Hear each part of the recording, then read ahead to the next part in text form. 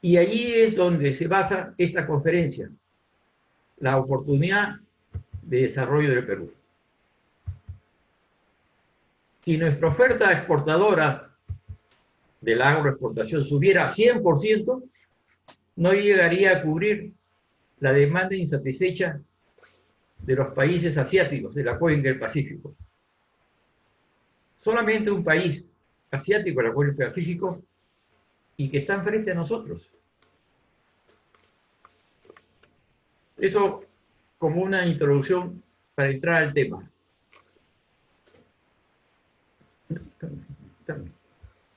A ver, es un honor a través de este medio compartir con ustedes mi experiencia en el campo agrícola, llegando a la conclusión que una de las soluciones del agro en nuestro país es a través de la educación e instrucción técnica de los jóvenes agricultores, para lo cual propongo como una alternativa la creación con cooperación económica del Estado y las empresas de agroexportación interesadas.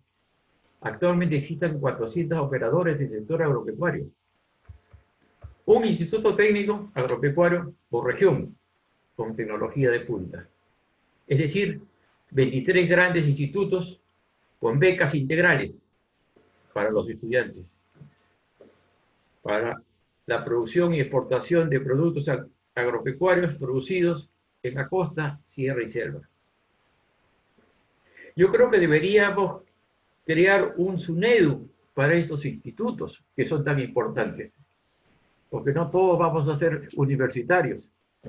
Además que los universitarios, por su estatus, tienen otro tipo de trabajo, otro tipo de colocación, otro tipo de ver las cosas de diferentes maneras. Una persona de un instituto, una persona del campo, una persona humilde, no tiene las mismas perspectivas que un profesional universitario. Por supuesto, ambos son necesarios. Capital humano con grandes posibilidades. La idea es desplazar a los jóvenes que pueblan los cerros de las zonas pobres de las grandes ciudades a sus lugares de origen y ofrecerles becas integrales, internado tipo colegios militares, para prepararse y participar en los institutos técnicos agropecuarios de las regiones a las que pertenecen, en donde tendrán educación e instrucción agropecuaria con ciencia, tecnología e innovación, que les permita, luego del término de su preparación, tener un puesto de trabajo en sus predios, si es que lo tuviesen, en productos para el mercado interno y para la exportación, con ingresos razonables, para que estas personas tengan un futuro mejor, al igual que la región y el país, para que el país alcance el éxito con la actividad que genera más divisas después de la minería. Las razones para que el Estado y las empresas del sector privado inviertan en el agro es que el Perú ha sido y es y será un país agropecuario por excelencia. Esto es por los diversos pisos ecológicos que tenemos y la diversidad de zonas que posee, y por estar frente a la cuenca del Pacífico. Las razones para que el Estado y las empresas del sector inviertan en el agro son muy interesantes y son bastante lucrativas y con mucho futuro. País con grandes posibilidades. Otra de las razones en que el Perú es un país que geopolíticamente está situado en la zona privilegiada frente a los países asiáticos que comprenden la cuenca del Pacífico.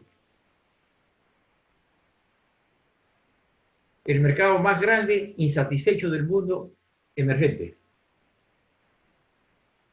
China está interesado en nuestro país porque desde hace un buen tiempo desea hacer un tren que una la ciudad de Santos en Brasil con el puerto de Bayóvar, en el norte del Perú.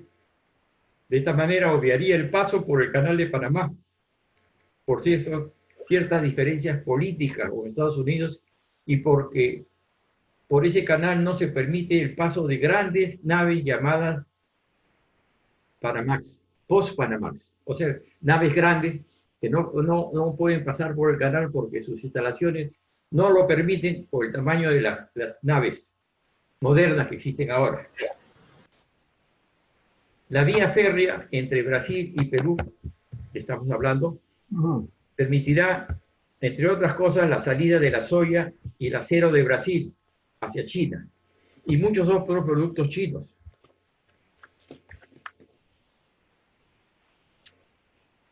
Y tendrá un flete de retorno con los productos chinos y el fosfato de las minas de Bayóvar, que tanto necesita Brasil, además de la cercanía con el África, como destino muy importante para los asiáticos. China representa el 27% de las exportaciones totales del Perú. Es un país muy importante para nosotros y nosotros somos muy importantes para China. Imagínense, actualmente es el 27.5% de las exportaciones totales.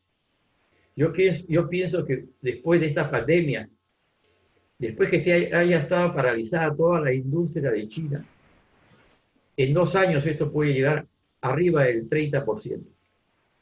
Es una gran cantidad y mucha penetración económica china en el Perú. Es un país privilegiado geopolíticamente. Durante la pandemia, los sectores minería, pesca y agroexportación no han parado, han seguido exportando y han generado divisas para nuestro país, cosa muy importante para la próxima reactivación económica peruana. Y esto me hace sentir positivo. Estoy convencido que uno de los países de la región que más rápido se va a restablecer de este caos económico es el Perú. Y es por eso que soy yo con mente positiva y espero que ustedes también lo tengan. La agroexportación del Perú se considera como el segundo generador de divisas. Nuestro país ocupa el puesto 13 entre los exportadores de frutas y hortalizas del mundo.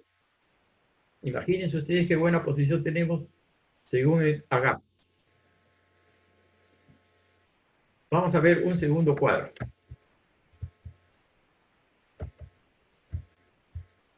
No, vamos a pasar esto. Ahí. En el año 2010 exportamos, como ustedes ven en el cuadrito, 3.1 miles de millones de dólares.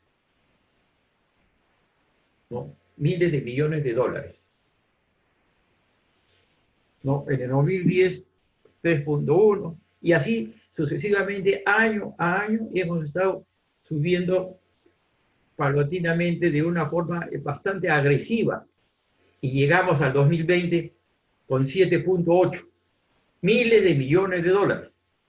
Y tenemos un reto pues para el año 2021, a pesar de todos los problemas que hemos tenido, de 10.000 miles de millones de dólares. Imagínense ustedes, pues, esta cantidad es una cantidad bastante interesante para nosotros y nos sitúa, pues, en una posición muy especial, sobre todo entre los países americanos. Es por eso que tengo la seguridad, la percepción que el Perú se va a levantar muy prontamente si seguimos esta tendencia. Claro que tenemos pequeños problemas o pequeños grandes problemas, ¿no? Posiblemente nos falta mejorar la calidad de estándares internacionales, control más eficiente fitosanitario e infraestructura hidráulica. Hablando de infraestructura hidráulica, tenemos que pensar en la tercera etapa de Chaviconchic, Olmos y Majes, lo que nos hará más competitivos. Otro problema que tenemos que debemos considerar es la estabilidad jurídica. Yo diría inestabilidad jurídica. Y lo estamos viendo actualmente con la intervención del Congreso, con algunas leyes que son, pues, contraproducentes para la economía peruana. Nosotros tenemos que mantener una estabilidad jurídica para que los inversionistas, tanto nacionales como extranjeros, puedan invertir sin ningún temor y con posibilidades, pues, de permanecer en el mercado mucho tiempo apoyando al Perú. Los 12 productos con potencial agroexportador en el Perú son altamente conocidos: palta, espárragos, plátano orgánico, uvas, arándanos, cacao, café, mango, mandarina, granada, últimamente jengibre y la quinoa. La apertura de los mercados, nosotros estamos aperturando un mercado para 193 productos. Entre los productos de selva tenemos el camu camu, el aguaje, el ugurabi, que en otros países se llama azaí, y arándano, de la sierra y la costa, la aceituna y sus derivados. Los destinos importantes son Estados Unidos, Unión Europea, dentro de la Unión Europea, España, Alemania y Holanda. La comunidad andina, después Hong Kong, China, Chile y Canadá.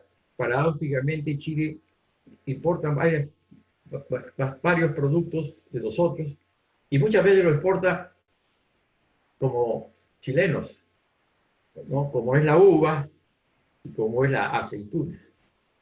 Pero bueno, estamos exportándole a Chile. Los destinos más importantes son los que hemos nombrado. Indonesia reinicia la importación de uva de mesa, ¿no? Singapur ingresa a formar parte de la Alianza del Pacífico, un potencial comprador nuestro. Malasia autoriza la importación de cítricos, de Ica, Lima y La Libertad. Los arándanos, en el año 2019 la exportación creció 48%. Eso significa 820 millones de dólares, superando las exportaciones de Chile. Y aquí quiero hacer una mención honrosa al ingeniero Alfonso Velázquez Tuesta, gran amigo, gran cadete del Sopradino, y que es gestor importante de la producción, negociación y exportación agropecuaria, e impulsador de la oferta exportadora y de los contactos comerciales internacionales. Alfonso Velázquez, Pocho para nosotros, ha sido ministro de la Producción, ha sido 2 veces presidente de ADEX y ha hecho una labor muy impresionante en Sierra Exportadora, que ahora Sierra y Selva Exportadora.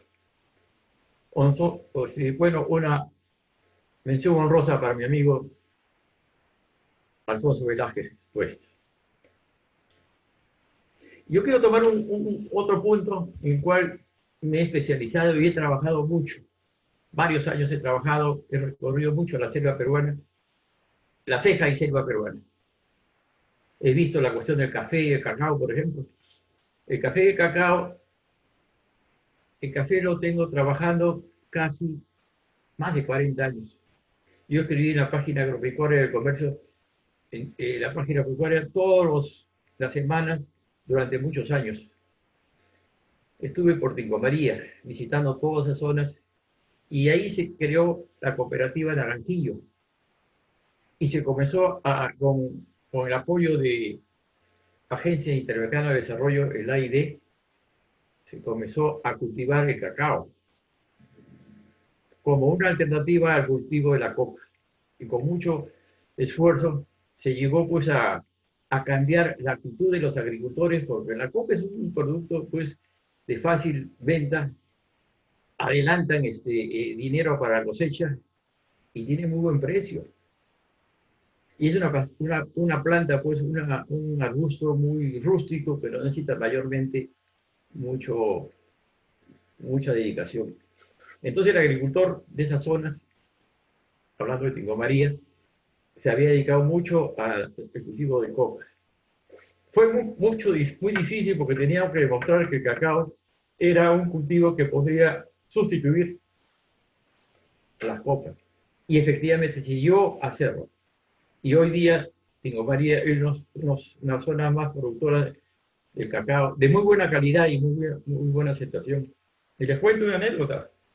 Un amigo llegó de Suiza y me trajo unos chocolates de unas marcas suizas y unas presentaciones muy bonitas. Leyendo la literatura que estaba en el envase, decía, con cacao de Tingo María, Perú. Imagínense ustedes lo orgulloso que me sentí al ver y poder probar ese chocolate tan delicioso de mi país. Bueno, entonces uno de los puntos que he visto y que he trabajado bastante, como les digo, es la reforestación en la sierra y selva del Perú. Existe un Fondo Mundial para la Conservación del Medio Ambiente en donde se considera la reforestación de los bosques como prioridad.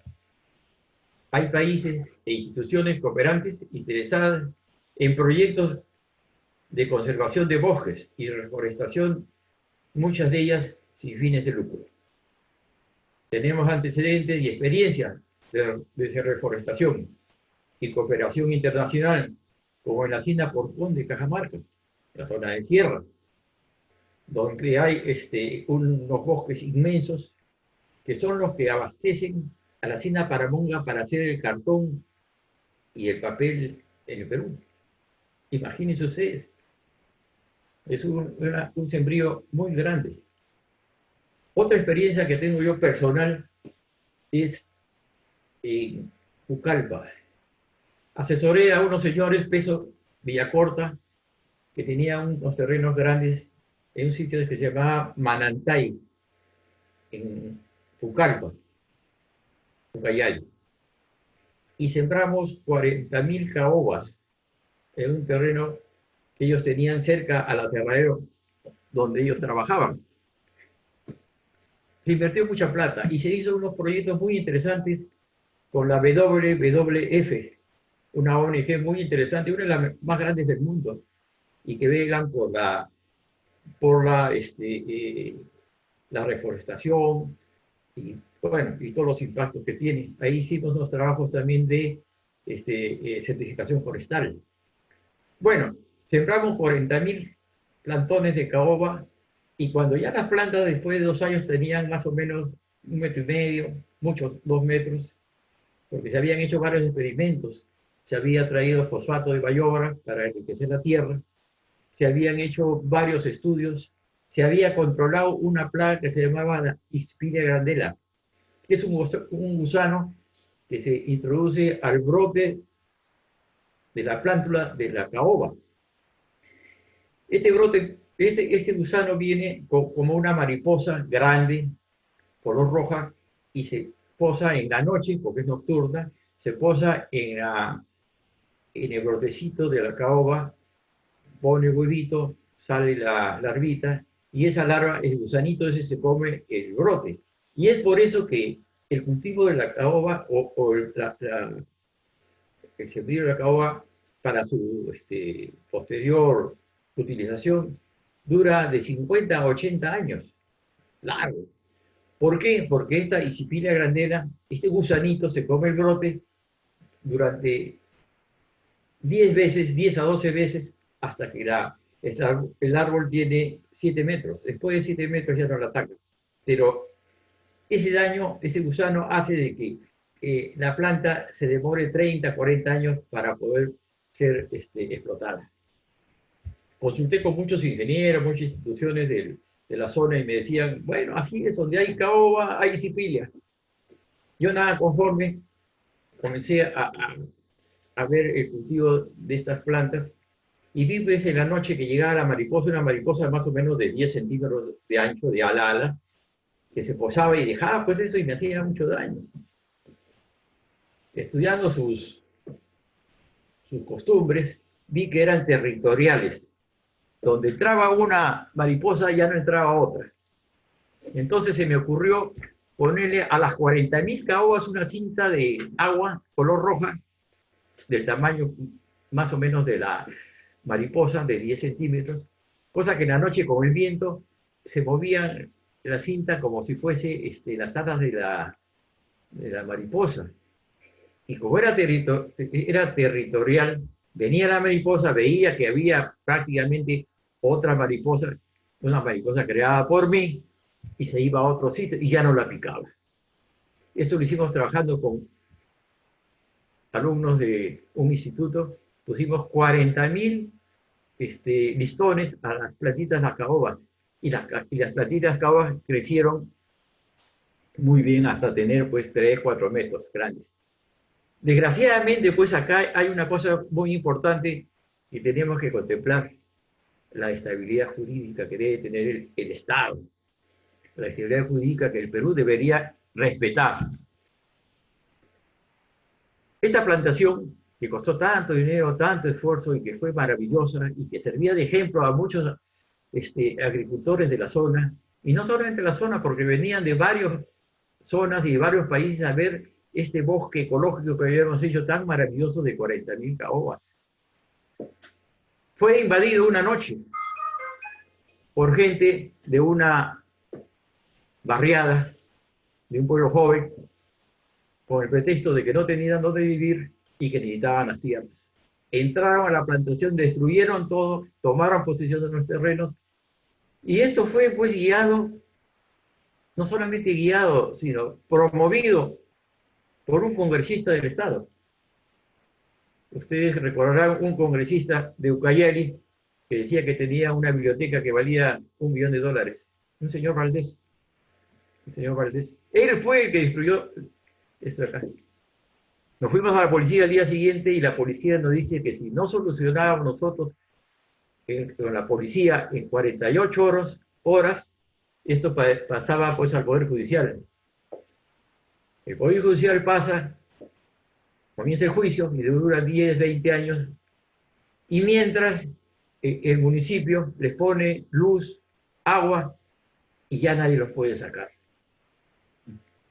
Y así se destruye. Y así se destruye todo lo que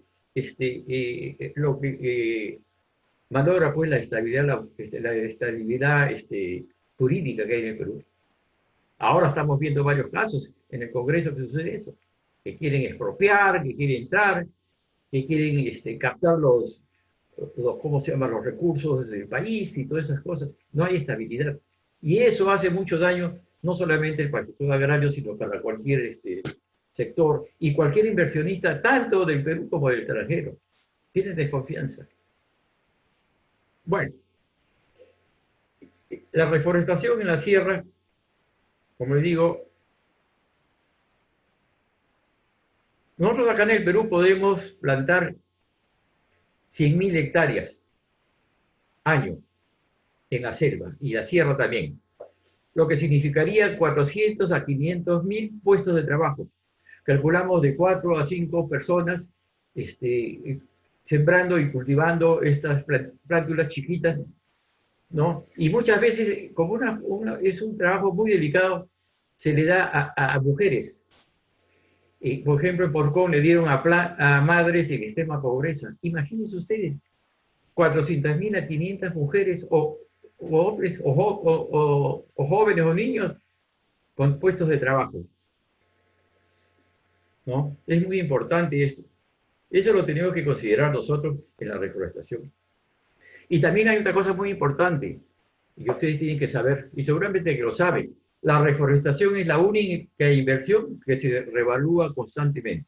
Repito, la reforestación es la única inversión que se revalúa constantemente. Doy un ejemplo.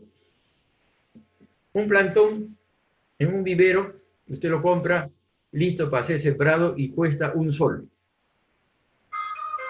y luego de un año su valor es de 10 a 15 soles. Cuando ya el arbolito ya tiene de 1 metro a 1,5 metros.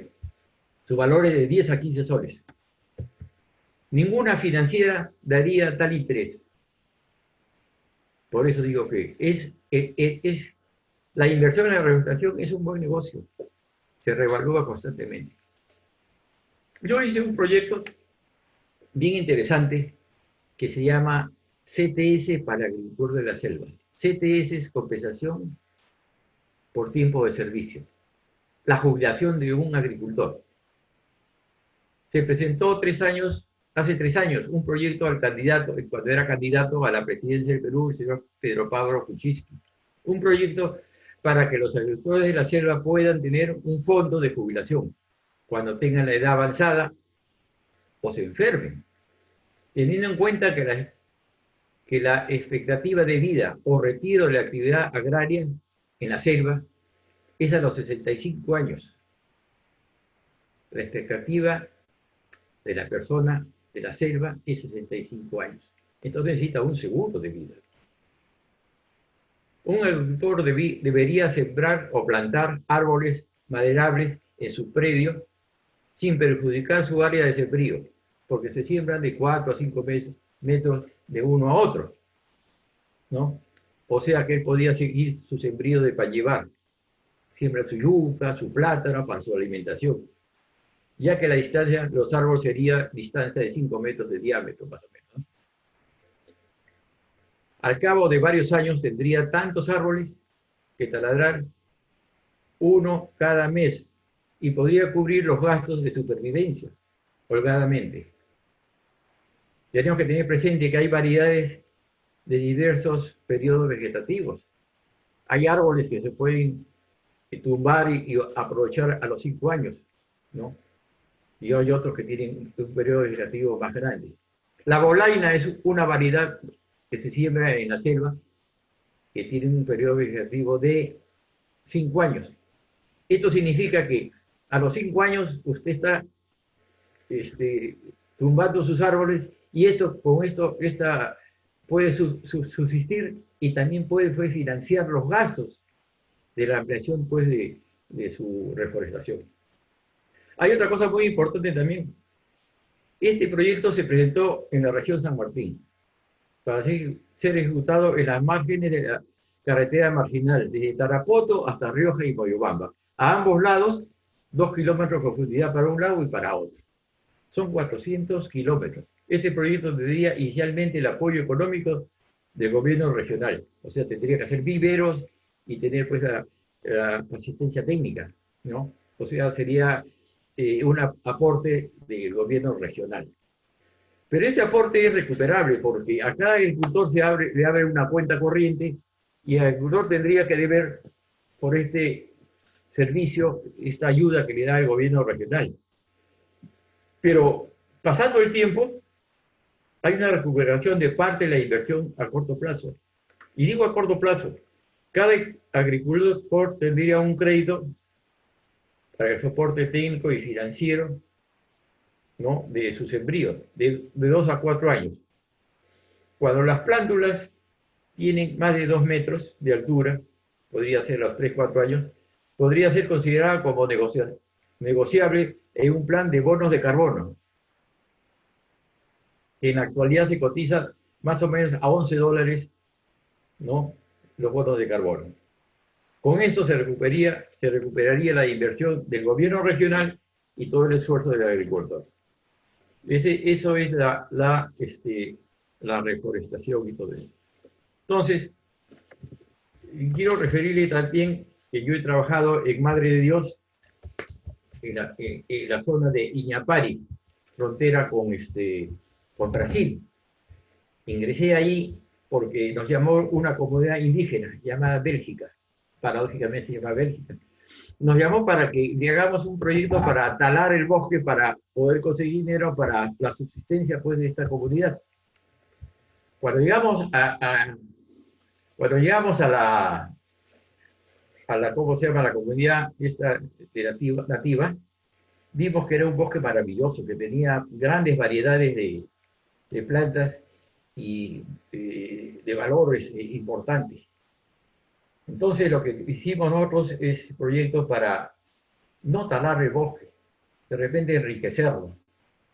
Indudablemente que los árboles se siembran o están allí para ser talados, porque los árboles también con el tiempo envejecen, ¿no? Y muchas veces, sobre todo los árboles grandes, con el tiempo, en el centro se vuelven vacíos, ¿no? Y cuando se lleva al aserradero no se puede aprovechar toda la madera. O sea que los árboles son para utilizarlos, ¿no? Pero hay que ser de una forma racional, ¿no?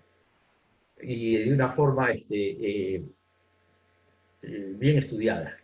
Bueno, fuimos a Iñapari, hicimos el proyecto, pero solamente para la conservación del bosque y el enriquecimiento de árboles de valor más elevados como la caoba, el cedro, el ispingo, ¿no? Que le dan un valor más agregado ¿cómo se llama? Al sembrío, a la plantación, ¿no? Entonces, hicimos eso, hicimos los tratos para poder vender los bonos de carbono de esta, esta área, y antes estábamos haciendo el estudio para poderlo hacer y se enteraron varias instituciones que estábamos ahí trabajando en eso, de los bonos de carbono, en cooperación con un instituto que se llama CATI, que queda en Turrialba, Costa Rica. Vinieron varios técnicos, hicimos la evaluación y era muy importante este proyecto. La firma Toyota y la Scotiabank querían comprar los bonos con anticipación. Y es bien raro, pues, por ejemplo, que instituciones como la Toyota, bueno, la Toyota sí, porque tiene industria y ellos quieren mitigar los daños que hacen de su industria con, con la reforestación. Pero Scotiabank era sorprendente y nos dijeron que ellos, los funcionarios del Scotiabank, viajan mucho por avión y contaminan el medio ambiente y querían con eso ellos pagar el daño que le hacen al medio ambiente. Indudablemente que esta es una labor de marketing, porque una vez que ellos tengan los bonos de carbono, lo van a publicitar como que están conservando pues, la biodiversidad, los bosques y todas esas cosas. Esto es lo que yo presento como creatividad del agro para la conservación económica del país. Hablo sobre la producción, hablo la forma cómo hacerlo, hablo sobre los mercados, hablo sobre la cuenca del Pacífico, ¿no? Países emergentes con mucho potencial, mucha demanda y que están, como digo yo, frente a nosotros. El Perú, pues, es un país privilegiado por muchos aspectos, lo que llamo yo, pues, ventajas comparativas.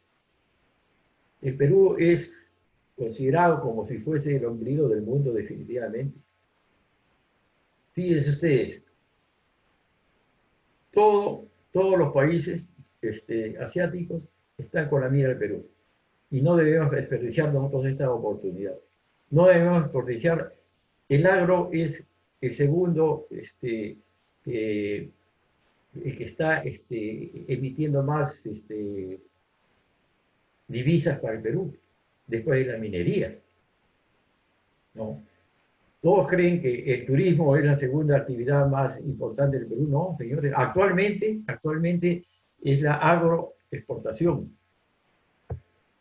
Y la agroexportación puede lanzarse muy rápidamente y avanzar. En cambio, el turismo va a ser un poco difícil y va a demorar mucho tiempo en el país para poder reactivarse, desgraciadamente. Indudablemente que esta industria sin chimeneas son muy importantes, pero va a demorar mucho tiempo por esta pandemia y por el temor que tiene la gente de venir acá. Y porque nosotros somos como somos nosotros ahora, que no nos interesamos mucho, no somos tan disciplinados, y el país pues no está muy bien visto para visitarlo, desgraciadamente. Pero sí podemos exportar grandes cantidades de frutas y hortalizas y todo tipo de productos del agro. Exportamos muchas menestras también. Y como ustedes ven, son 147 productos que tienen pues mercado actualmente. Eso es lo que yo puedo aportar como creatividad. Y digo creatividad porque tenemos que tener nosotros creatividad para poder desarrollarlo. no es cuestión de cifras, no es cuestión de estadística, no, hay que llegar al campo, conocer realmente cómo la gente de campo y todas esas cosas y el potencial que tenemos. Termino diciendo que el país, de nuestro país, el Perú, es un país de muchas oportunidades, muchos potenciales, es un país muy rico, ¿no? Y nosotros debemos estar muy positivos porque el Perú se va a reactivar muy prontamente. En contradicción con muchos economistas y muchas personas que son negativas y que dicen que va a demorar mucho la reactivación, yo soy uno de los primeros en decir que el Perú en 2 años está en el nivel que hemos tenido anteriormente. Muchas gracias y espero sus preguntas. Bueno, gracias, Quique. En realidad nos ha dado no solamente alternativas, sino también hubo tiempo para hablar de reforestación y algunas otras cosas fuera de la agroexportación, ¿no? Así que yo quisiera que si alguno de los hermanos quiere, o algún público presente quiere agarrar a hablar directamente, acá tengo a José Luis Aybar. A ver. Adelante, José Luis. ¿Puedes activar tu micro, por favor, para escuchar tu pregunta?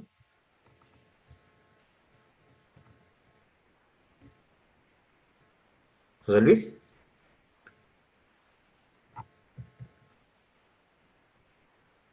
No se está escuchando.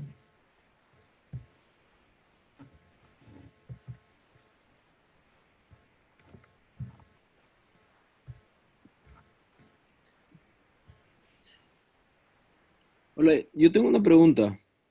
¿Sí? ¿Quién habla? Disculpe. Yo soy Pedro, tengo una pregunta. Diga, Pedro, diga. Acá estamos con Enrique.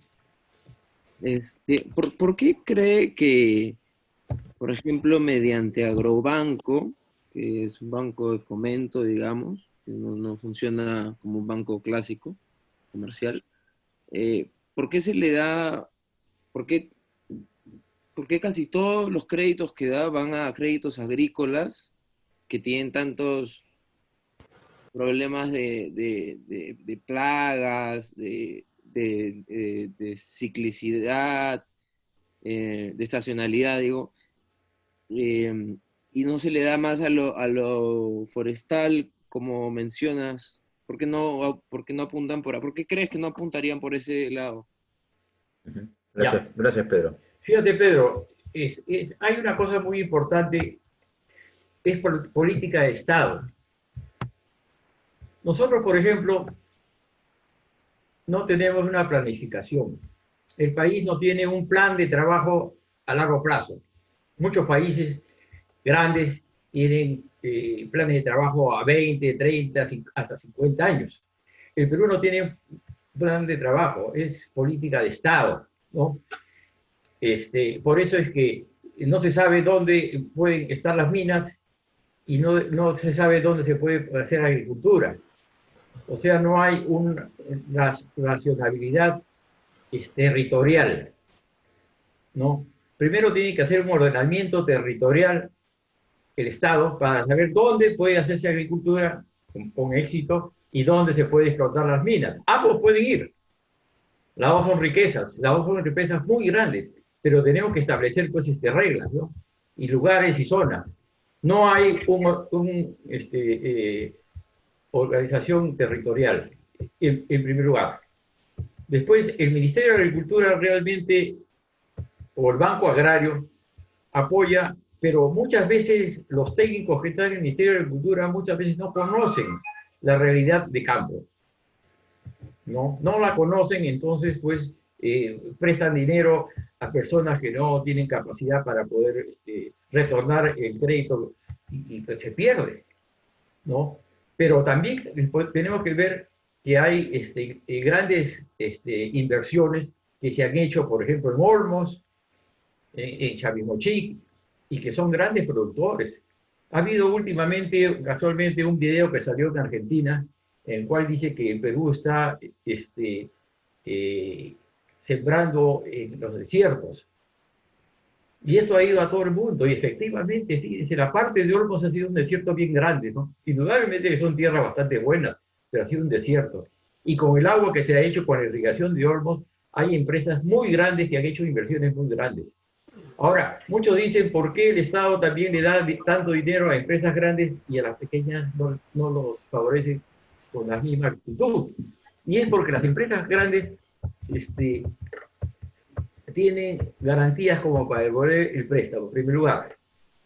Después saben utilizarlo porque tienen técnicas, tienen ingenieros, tienen toda una organización para poderlo hacer, ¿no?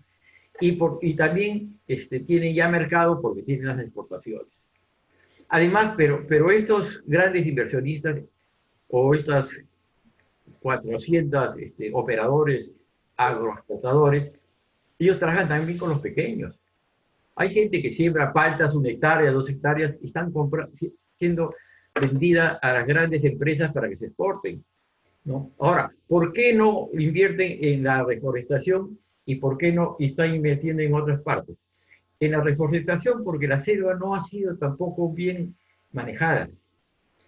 En la selva, pues, como una forma de ser nosotros, hacemos lo que queremos en el momento que queremos y si no nos gusta, nos vamos del lugar y abandonamos las tierras. Entonces, tiene que hacerse una reglamentación muy estricta para la reforestación. Y como digo, pues tiene que preservarse también la inversión, tiene que haber estabilidad jurídica. Nadie invierte pues millones en hacer reforestaciones grandes para que después sean invadidas o sean quitadas o sean expropiadas por el Estado. No hay estabilidad jurídica. Eso es el primer escollo que tenemos allí, ¿no? Porque hay gente, hay instituciones, hay empresas que quieren invertir, así como invirtieron en Chile. Chile no tenía condiciones para exportar tanta madera como lo está haciendo ahora y nos superan la exportación, porque allí invirtieron varias empresas y personas y tienen pues reforestaciones inmensas y el Estado la respetó. Ahí no vivieron invasiones como les conté yo en Pucallpa. Invaden la gente y se da razón a la gente pobre porque, bueno, son pobres desgraciadamente, pero se destruyen pues grandes extensiones y se destruyen también las grandes inversiones. Gracias, Quique. Adelante, José Luis. Creo que ahora sí está abierto tu micro.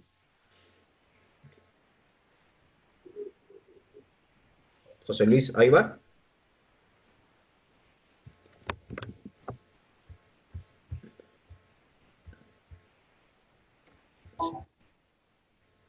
Adelante.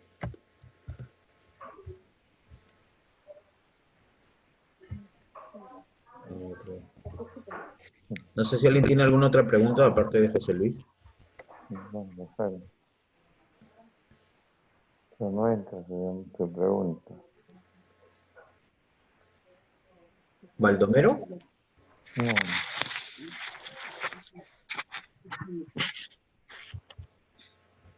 ¿Puedo hacer una pregunta más? Sí, dime, Pedro. Adelante, adelante, adelante.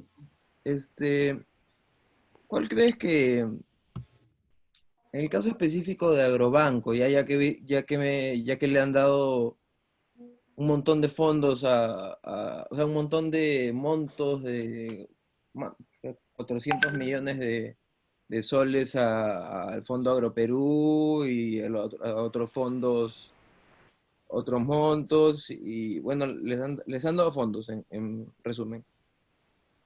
¿Cuál crees tú que sería un mejor manejo de gestión o financiero o operacional para mejorar la solvencia del banco y apuntar al pequeño y al micro y al mediano productor, ¿no? Porque, por ejemplo,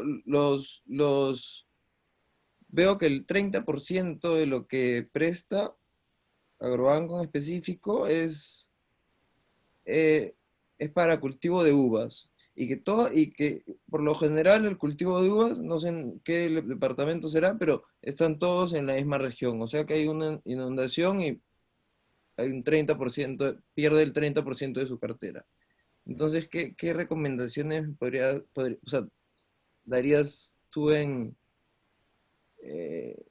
como, como para mejorar las operaciones y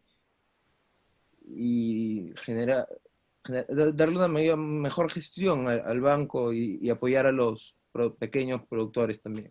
Ya. Fíjate, Agrobanco últimamente ahora está recibiendo mucho dinero pero son préstamos de campaña, son préstamos para activar la producción nacional más que todo, ¿no? Para que no falten los alimentos y para que el agricultor que ha dejado de trabajar tres meses o 4 meses, que ha perdido una campaña, ¿no? Porque en agricultura, sobre todo en la sierra, tú siembras cuando vienen las lluvias. Y si pasa el periodo de lluvias, tú ya puedes sembrar, ¿no? Esa es la verdad. Entonces, has perdido, no solamente has perdido 3 meses, 4 meses, has perdido todo el año, ¿no? Entonces, el gobierno está metiendo plata para la campaña agrícola, o sea, para la campaña de producción por un año, para recuperar el dinero, ¿no? Esa es la verdad. Ahora, como tú dices, para uvas, efectivamente está prestando grandes cantidades para uvas porque se está abriendo mucho mercado en el exterior para poder adquirir uvas de Perú y esas son divisas que vienen. Ahora, la plata que presta Agrobank y el dinero que tiene Agrobank tiene un seguro agrario.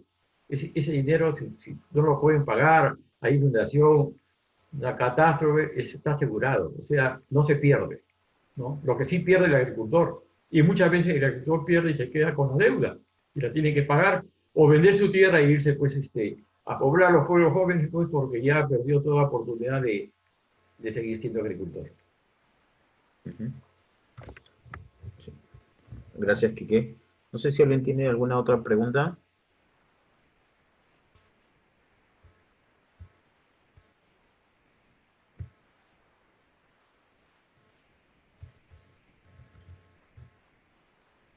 A ver, acá pregunta Carlos Corbeto, estimado Enrique, ¿cuál es el futuro de la agricultura post-COVID? No, como dije yo, fíjese, es una oportunidad muy grande que tiene el país. Se sigue invirtiendo, hay grandes proyectos. Fíjese, en Piura y en Ica no hay desocupados gracias a la agroexportación. Todos, se está metiendo mucha gente al agro porque se está exportando mucho en Piura, Ica. Y Ica es donde están las uvas. En cambio, en Piura hay mangos, hay paltos, hay banano, hay otras cosas. La irrigación de Olmos ha dado trabajo a mucha gente y está apoyando a muchos pequeños agricultores que también está sembrando y que le compran a las cosechas para poderlas exportar. Yo soy muy optimista del agro y como dije yo en la intervención, el agroexportación es la segunda generador de divisas del Perú después de la minería. Entonces, ¿qué importancia tiene el agro? Fíjese. Por eso digo yo que los institutos agropecuarios lo pueden hacer el gobierno, con los fondos que tiene guardados como reserva, hacer proyectos de inversión y también los 400 agroexportadores o operadores que tenemos nosotros, porque les interesa bastante. Ellos invierten y en 3 años estas personas que han estudiado en institutos agropecuarios van a salir a trabajar. Y entonces la recuperación es muy rápida, muy rápida. Yo tengo mucho entusiasmo por la agricultura.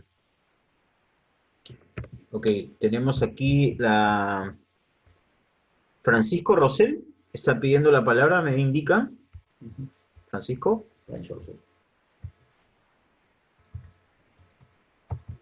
Para agradecerle a Enrique por su magnífica exposición.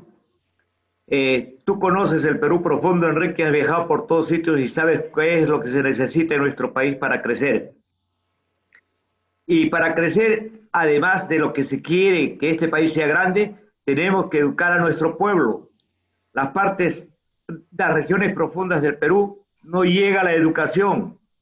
Necesitamos los colegios militares en esa zona para que se eduquen en la mañana en lo que es normal en los colegios y en las tardes en profesiones técnicas, la agrícola y todo. ¿Por qué? Necesitamos que crezca el Perú, no solamente la parte de región costa y algunos países de sierra.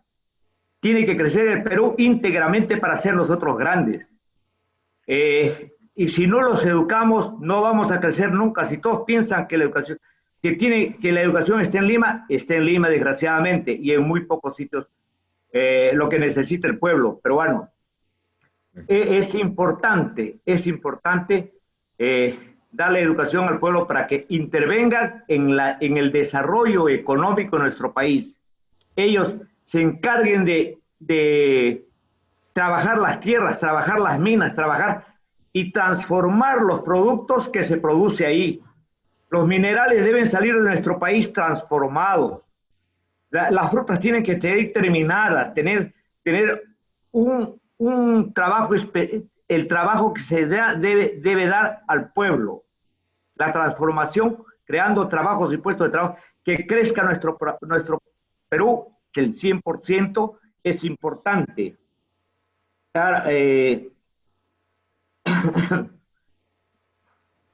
¿Qué dice? Los colegios militares. José Luis, te felicito y te agradezco, hermano, por tu exposición. Gracias. Gracias, don Francisco. Gracias. Tenemos otra pregunta aquí para Enrique. Dice, Enrique, ¿en algún momento se podrá superar a la minería en la captación de divisas? ¿Qué tendría que suceder? Fíjate, yo quiero contestarle primero a Rosel. No hay un lugar del Perú que no haya visitado. Lo conozco. Ajá. Y sigo visitando a pesar de mis años, ¿no? Sí. Y nosotros nos conocemos 30 años y tú eres testigo de mi trabajo. Así bueno, es. Fíjate, nosotros tranquilamente, la minería es se podría decir, una industria extractiva. Ajá. Y que no es renovable. Cuando se acaben los minerales, que posiblemente va a durar mucho tiempo porque tenemos muchos minerales y muchas cantidades, pero cuando se acabe, se acabe. Claro. En cambio, la agricultura es una producción renovable. Cierto. Estamos nosotros sembrando, cultivando constantemente y mejorando, ¿no? Ahora, en respuesta, nosotros podemos tranquilamente en muy poco tiempo, en 4 o 5 años, superar a la minería definitivamente. Claro que hay muchos proyectos mineros, hay miles de millones de dólares también que están paralizados, ¿no? Y que si lo sueltan, la minería nos va a hacer crecer. Yo escuché a mi amigo Carlos Umarán, que está escuchando casualmente, que dice que en el Perú no debería haber pobres. Solamente valorizando todo el oro que está en el Perú y que hay como reserva, y dividiéndolo en los 30 millones que hay en el Perú, de habitantes, todo el mundo tendría una vida bastante holgada. Solamente con el oro, ¿no? Y eso que es un recurso, como digo, agotable. La agricultura puede superar en muy pocos años, y es posiblemente que lo haga, ¿no? Y supere a la minería tranquilamente, sí. Gracias, Quique. Tenemos una pregunta del señor Oscar Canqui. Dice, ¿qué pasó con la Universidad Agraria? Antes tenía un gran auge. Bueno, es cuestión de presupuesto también, ¿no? Pero hay buenas universidades también fuera de la agraria. Por ejemplo, la Universidad de la Selva de Tingo María fue creada casualmente con catedráticos que fueron de acá de la agraria. Y es una buena universidad. Y sobre todo, en Lima no se puede concentrar toda la actividad agraria porque en Lima pues muy poca agricultura, ¿no? Tendría que, por eso que digo yo que tienen que haber institutos agropecuarios en todas las regiones, 23 institutos agropecuarios en cada región, ¿no? Porque como dice pues nuestro amigo Rosel, sin educación pues no hay progreso, no hay desarrollo. El agricultor tendrá que seguir siendo pobre y desgraciadamente pues la herencia, la pobreza se hereda si es que no se cambia pues de actitud, ¿no? Esa es la verdad. Las universidades, pero por eso digo yo, se ha creado SUNEDU para regularizar, para mejorar la educación de las universidades. Debería crearse una SUNEDU para los institutos en general, porque nosotros necesitamos institutos. No todos podemos ser universitarios, porque el universitario pues tiene otro tipo de trabajo, otro tipo de concepto, otro tipo de actitud. Nosotros necesitamos mano de obra y calificada, y eso solamente lo dan los institutos agropecuarios, definitivamente. Gracias, Quique. ¿Alguna otra pregunta más? ¿Algún hermano, algún público que quiera preguntar algo respecto al tema que se ha tocado? Me piden la palabra o lo escriben en el chat.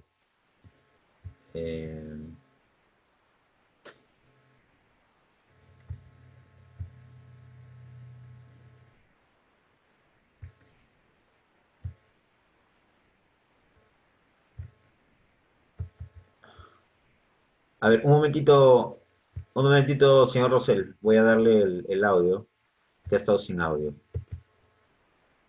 A ver, ¿Ya? aquí lo escuchamos. Adelante. Enrique, ¿por qué los productos mineros no salen del país transformados en vez de salir en tierra? Bueno, Dando mano de obra al país para que crezca el país. como te digo, no hay una política pues, de Estado, ¿no? Ajá. En el Perú vienen las empresas, hacen sus extracciones, se llevan tierra, ¿no? De mucho valor para ellos y para nosotros no, desgraciadamente, ¿no? Ajá. Es mucho más rentable para ellos hacerlo eso. Pero más que todo, ¿sabes qué cosa? Es la corrupción. Es la corrupción que, como digo, ha sido desde hace muchos años, no es cuestión de ahora. Esto tiene pues más de 100 años la corrupción, ¿no? Cierto. La corrupción es la que trae, porque esas empresas que tú ves que explotan mineras acá y que hacen lo que quieren en el Perú, en otros países no hacen lo que hacen acá.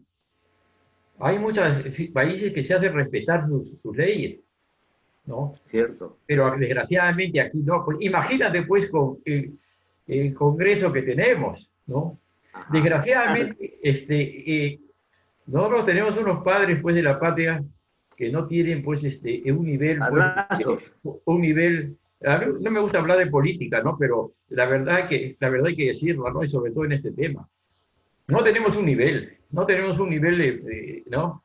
Entonces, no se dedican a asuntos, a leyes, a propuestas que sean interesantes para el desarrollo del país, ¿no? Vean ustedes analicen, ustedes mismos den cuenta qué es lo que está sucediendo y qué ha sucedido durante todo el tiempo, ¿no? Y de repente, si no ponemos paralela a esto va a seguir igual, ¿no? Efectivamente. Ok, tenemos otra pregunta. Gracias, José. ¿Cuál es el valor? Gracias a usted. Ajá, está preguntando Baldomero Camacho. ¿Cuál es el valor agregado de los productos agrícolas que haría más trabajo a los peruanos?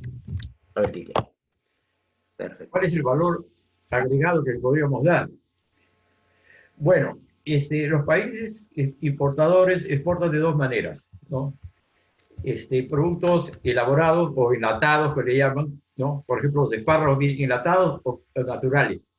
Muchos de los productos naturales salen en avión, frescos, para ser utilizados directamente. Y otros salen pues enlatados o transformados. Pero hay una cosa muy importante que no hemos tocado y que esto podría ser materia de otra conferencia, y son los productos orgánicos.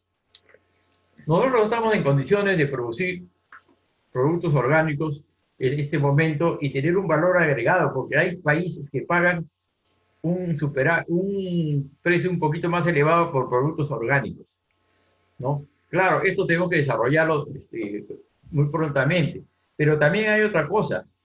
Están entrando en el mundo los productos transgénicos, que son aquellos que han sido producidos a partir de un organismo modificado, mediante ingeniería genética, ¿no?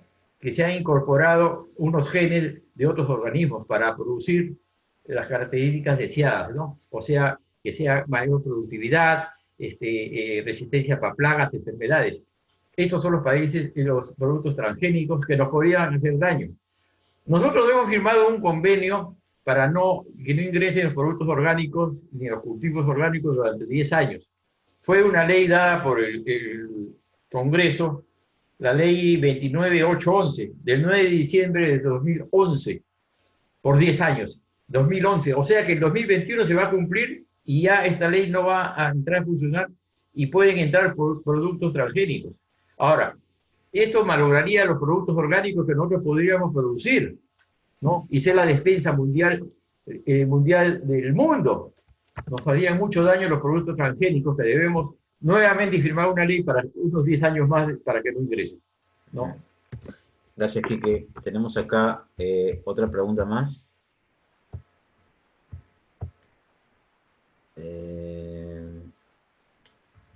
De Oscar Canqui. Dice, en verano vemos que en la costa hay un buen porcentaje de agua que se va al mar. ¿Qué posibilidades hay para represar las aguas de arriba? Sí, casualmente yo hablé ahí sobre, claro, he tocado las cosas muy susceptibles, muy rápidamente, pero hay varias irrigaciones grandes que tenemos que hacerlas, ¿no? O agrandarlas o implementarlas, como la de Olmos, tercera etapa de Olmos, Chavimochic, en Arequipa también hay una irrigación, bueno, en este momento no me acuerdo cómo se llama. Hay irrigaciones que están hechas y que se pueden agrandar. Efectivamente, el 80% del agua que viene de los Andes se va al mar, desgraciadamente, no hay represas. Y por eso digo nosotros porque viajo con el ingeniero Carlos Zucarán cuando viene 2 meses y se queda acá en el Perú 2 meses, viajamos a todo el Perú. Últimamente estuvimos en Yungay, donde hay un montón de lagunas. Pero estas lagunas el dique se ha roto y por eso ha habido catástrofes como la de Retaínca. Se han vaciado las lagunas, y entonces ya no hay lagunas, y entonces ya el agua discurre, no se queda en la laguna, desgraciadamente. Entonces hemos hecho varios proyectos de represas y diques para poder tener agua allí, pero estas son grandes inversiones. Ahora, estas grandes inversiones las pueden hacer privados, pero siempre y cuando puedan haber pues, estabilidad jurídica. Hay gente interesada en hacer estas grandes irrigaciones y que va conjuntamente con proyectos hidroenergéticos. O sea, las caídas de agua se utilizan para generar electricidad y también para irrigar plantas. Hay mucho de esto. Sí. Gracias. Tenemos una última pregunta de Enrique Vega. Dice, más allá del agro, muy importante el comentario sobre la necesidad de educación técnica y creatividad, pues promueven la innovación tecnológica a través de la investigación, desarrollo y, por supuesto, de inversiones comunes en los países industrializados. Claro, es un comentario en realidad, ¿no? Sí, yo agradezco esta intervención de Enrique Vega León, mi hijo, que está en Brasil hace más de 15 años. ¿No? Él vive en Sao Paulo, está lejos de nosotros, pero conoce mucho de la realidad peruana, está muy documentado y está muy interesado porque él es especialista en túneles, ¿no? Y ha querido venir al Perú a hacer varias investigaciones, varios túneles, pero desgraciadamente, como digo, no hay política de Estado. Les cuento, los partidos, los políticos les gusta hacer obras e inversiones que se puedan inaugurar en su periodo, no que pasen en periodos posteriores. Entonces, con eso no se puede hacer grandes proyectos, desgraciadamente. Pues. Son proyectos que se hacen en 1 año, 2 años. Y una irrigación, un proyecto hidroenergético, una ampliación de fronteras agrícolas, no se hace en 2, 3 años. Se va haciendo durante varios años y se va implementando unos a otros, desgraciadamente. Falta de política de Estado. Bueno, hermanos, yo creo que hemos agotado la mayoría de preguntas y, bueno, le agradecemos en realidad a Quique y a todos los asistentes, ¿no? Vamos a dejar los micros abiertos, o van a poder abrir los micros para obviamente concluir el webinar de hoy y puedan despedirse de nuestro invitado. Enrique, un abrazo y agradecimiento por tu exposición bastante didáctica, y discúlpame que tome la palabra antes del resto, pero te felicito. Quizá para una próxima oportunidad puedas tratar el tema, porque entiendo que esta plataforma va a dar lugar, ya lo ha empezado a hacer, a que se toquen diferentes iniciativas relacionadas con la realidad de nuestro país. Tú dominas varios aspectos y en este caso es la interrelación que existe entre la minería y la agricultura. Un ejemplo, cuando se trató del proyecto Olmos, el proyecto de irrigación, En esa época me tocó a mí ser director del equipo económico y en paralelo se estaba desarrollando un proyecto de lo que era la planta de salitre en Mayor, de fosfatos, buscando la forma en que las comunidades de las zonas intervinieran y se concatenaran en los respectivos proyectos como ámbito de influencia. Y ahí entra lo que has señalado de los institutos agropecuarios. No sé si conocen los estimados asistentes en este momento a esta posición de Enrique, pero estoy manejando un tema de educación referente a aunar voluntades y apoyo para lograr que nuestro querido colegio militar pueda mejorar en cuanto a la temática educativa, tanto la currícula como en calidad del nivel de docentes. Estamos en eso y próximamente ya se van a dar algunos pasos, pero regreso a lo primero, que sería, bueno, Enrique, tú que dominas el tema de agricultura, pues analizar esa concatenación respecto a minería. Ahora, sí discrepo en cuanto a lo que es la cuestión de que agricultura puede desplazar a minería como el como el jefecito de las exportaciones, por decirlo de alguna manera en términos coloquiales, ya que nosotros en este momento estamos en una etapa de minería productiva, extractiva, no transformativa. El transformar algo requiere no solamente capital, sino requiere conocimiento, requiere la propia infraestructura que se debe armar. Además que en otros países están tremendamente desarrollados en lo que se hace utilizando nuestras materias primas. Donde nosotros debemos apuntar, creo, si me permite la tingencia, es de que apoyar al agro a través de crear grupos en las diferentes zonas del país que desarrollen, no en parcelas, sino puntualmente en lo que son juntar a las comunidades para que todas ellas desarrollen un tipo de producto parejo que tengan las mismas características, las mismas capacidades, cualidades en sí, y eso les da mayor fuerza de negociación para lo que es lograr convenios directos, no de un chiquito productor, sino un grupo de productores como si fuera una especie de asociación o de parte colectiva. Y el ejemplo lo tenemos ahorita clarísimo en la granja Porcón, en Cajamarca, que es manejada por una congregación de personas que tienen una característica religiosa, pero que han logrado desarrollar tremendamente no solamente la agricultura, sino la agroagricultura, vale decir, lo que es pastos, pastizales y lo que son productos.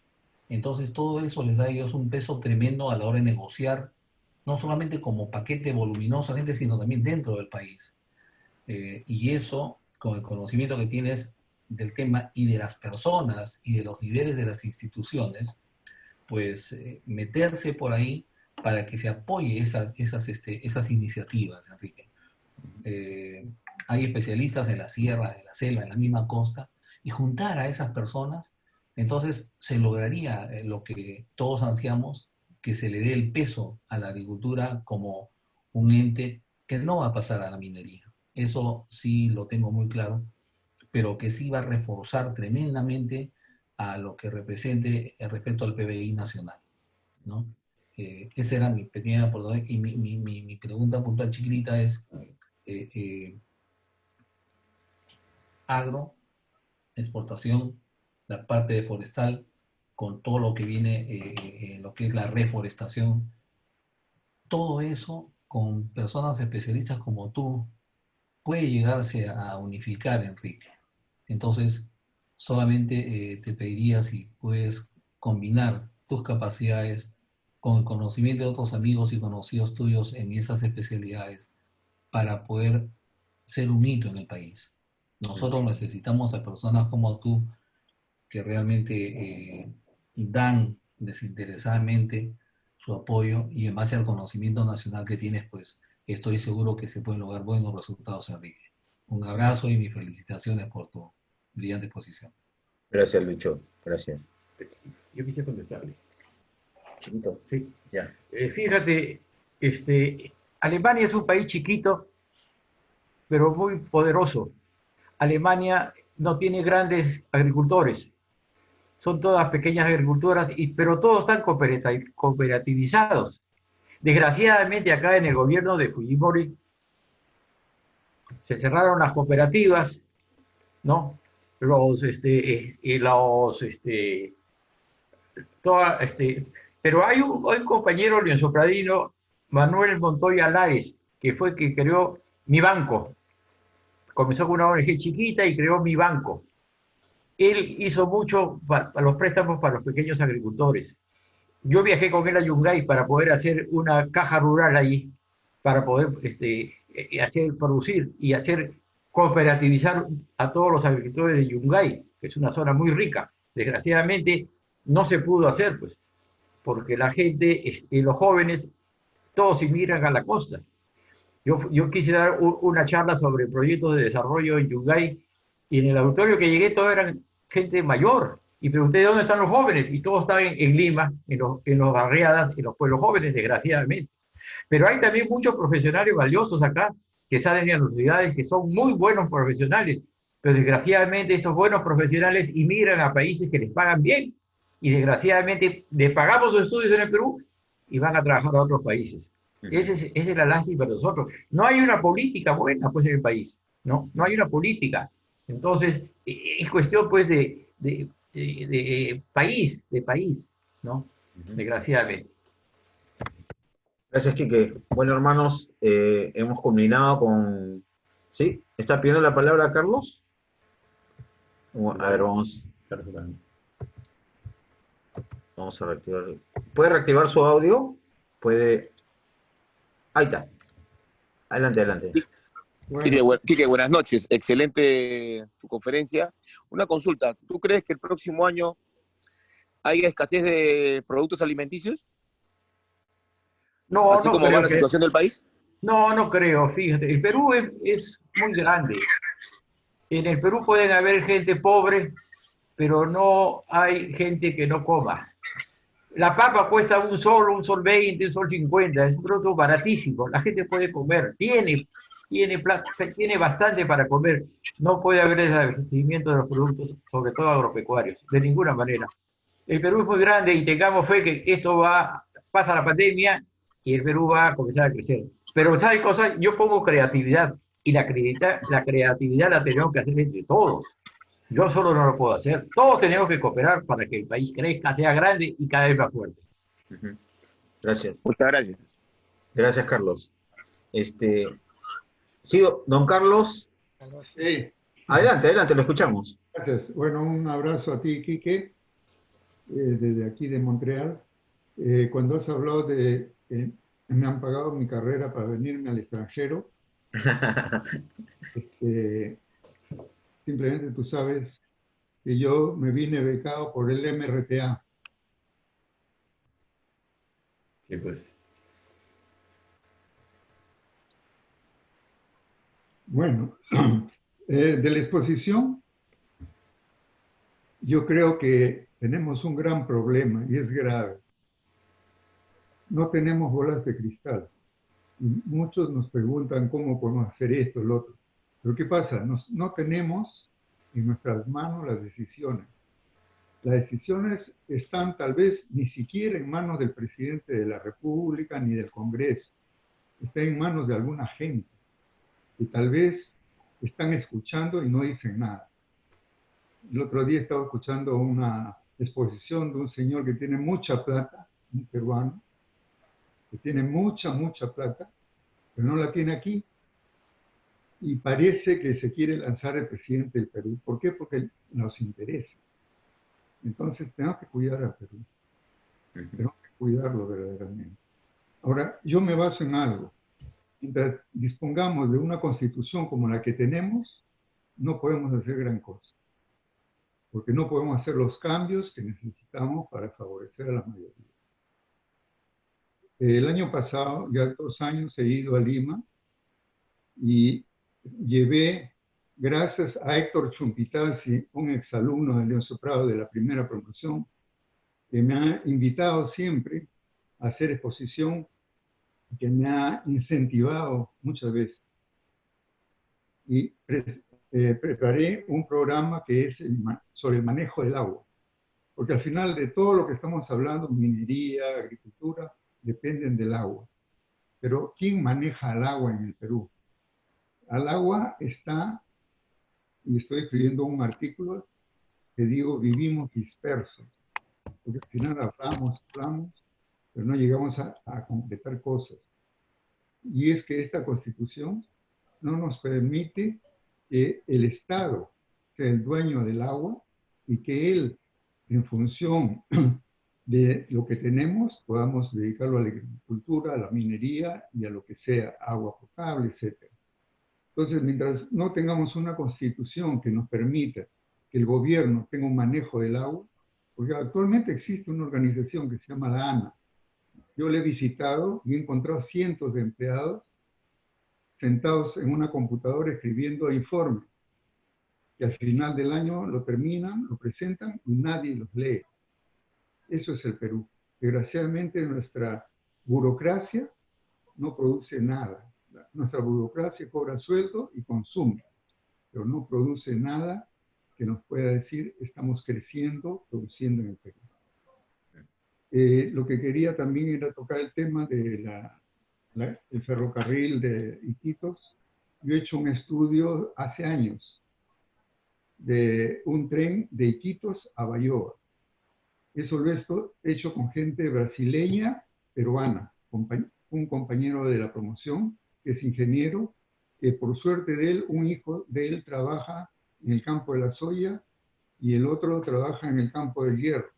Ellos exportan a Brasil, pero ¿cómo hacen? Todo lo llevan por los ríos, se van al Atlántico y se pasan por el canal de Panamá. Pero como tú lo has dicho, Quique, esos barquitos que pasan pues son chiquitos, ¿no? Y en Bayoa se pueden tener barcos, apoderar barcos de 6 a 8 veces más grandes. Entonces yo he propuesto hace años y ofrezco a la asociación poder hacer esta presentación cuando lo crean conveniente, excepto el 8 que tengo otra presentación, también relacionada con lo mismo. Son experiencias que he tenido de represas en madera, que son troncos que se ponen a gravedad y que sirven como represas, que se forran todo, y he construido para hacer lagunas.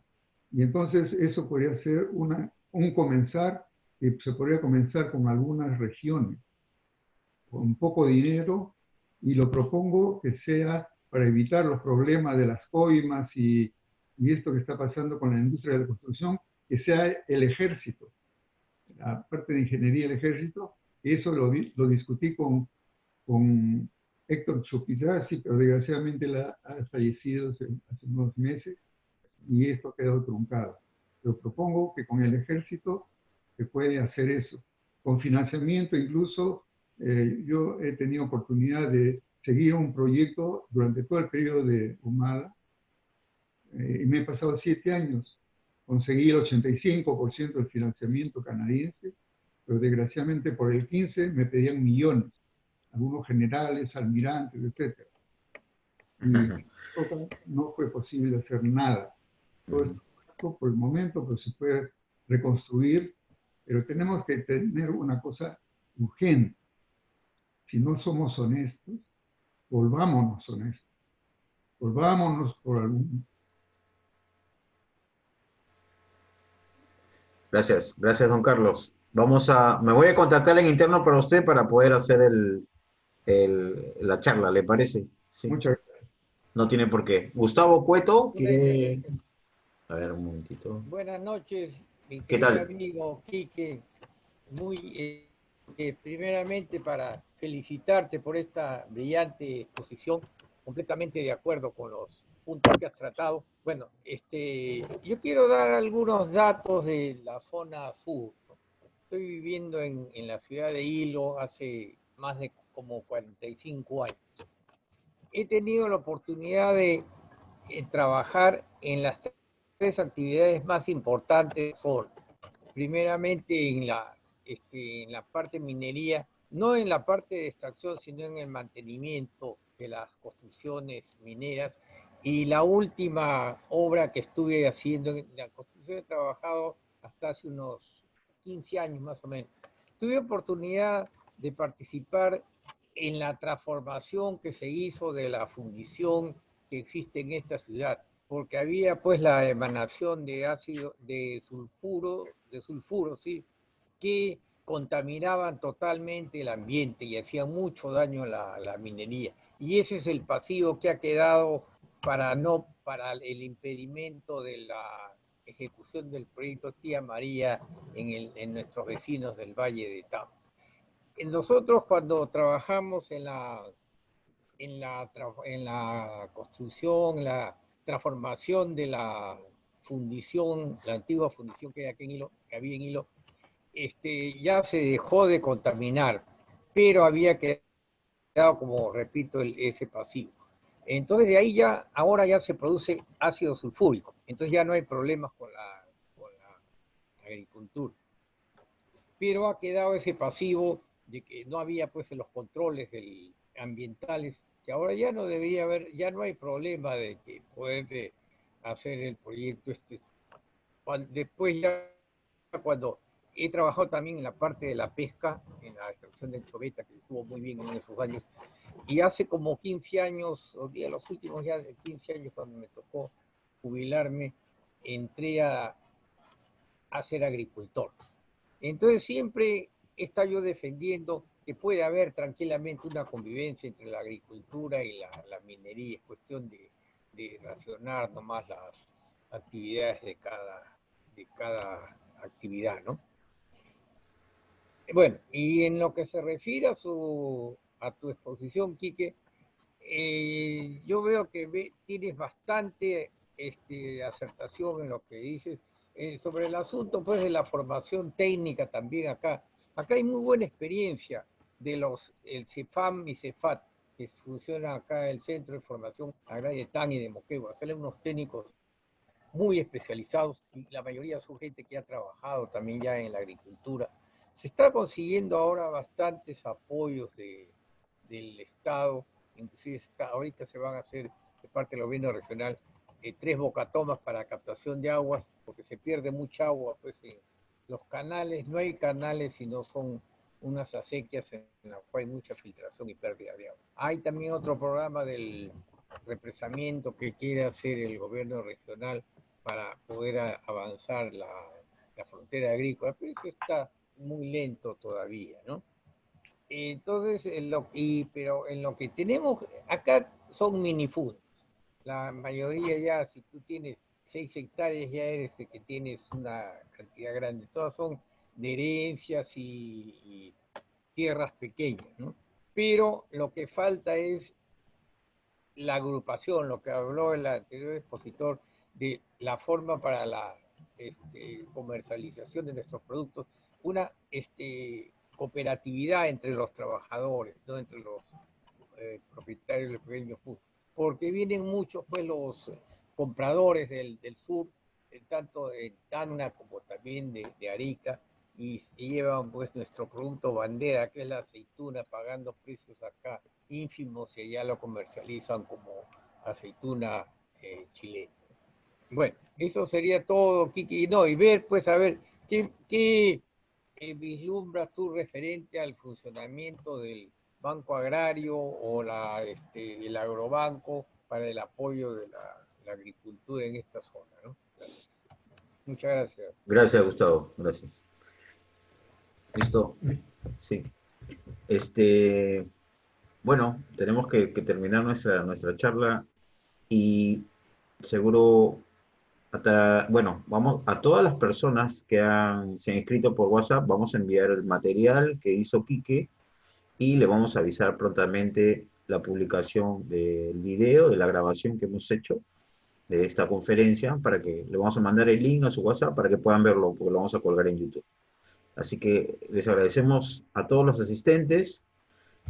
Vamos a cerrar la sesión y nos estamos viendo el próximo viernes. Tenemos un tema interesante. Viernes. Muchas gracias a todos. Buenas noches. a todos. Quique también se despide de ustedes. Sí, buenas noches. Cualquier cosa, cualquier consulta, estoy con ustedes. Yo tengo una página que se llama Solidaridad Campesina, ¿no? De apoyo a la agricultura. Y tengo otra página que se llama Colegios Militares del Perú. Yo me interrelaciono con los 14 colegios que hay en todo el Perú, ¿no? Activamente. Así que estoy a sus órdenes para apoyarlos en lo que sea y cualquier cosa cambiaremos ideas. Muy buenas noches y muchas gracias por su atención y cooperación. Hasta luego. Gracias, hermanos. Gracias. Gracias. Hasta luego, Quique. Gracias.